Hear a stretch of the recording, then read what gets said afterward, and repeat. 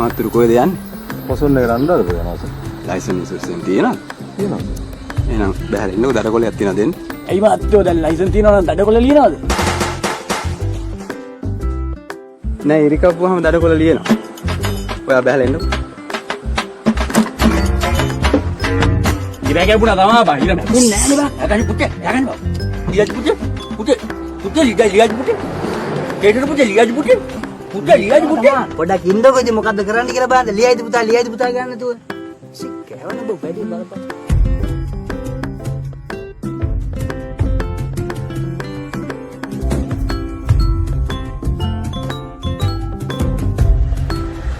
පොසොන් පොයට අනුරාධපුරයට ලොකු පිරිසක් එනවා.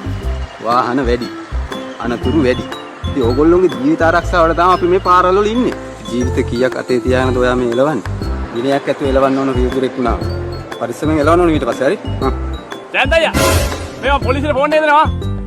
ජයන්තයි ලයින් එකේ ඉන්නවා. ඔන්න ඕකනේ ඔයාලත් එක්ක කරන්න බැරි. බලහන් කොනිලන්ත. ලයිසන් එක දෙන්න ඔන්න මෙන්න කියලා තිබ්බේ. පිටිකරියක් දික් කරානේ මු. දැන් ඉතින් ආයෝක ගන්න දෙන්න බෑ. එළොයි ජයන්තයියා. අයිද්ද බෝ පොලිසියට දෙන්න. අය පුතේ මම පොලිසිය පුතේ දඩුවල දෙන්න පුතේ. ඔව් මේ නාඩියට ෂේප් එකේ යන්න තිබිච්ච එක මේක කෑවනේ. මෙතනට ඇවිල්ලා මේ බ්ලබ්බක් දික් කරා. ෂෙක්. අයියෝ මේක හරියන්නේ නෑ.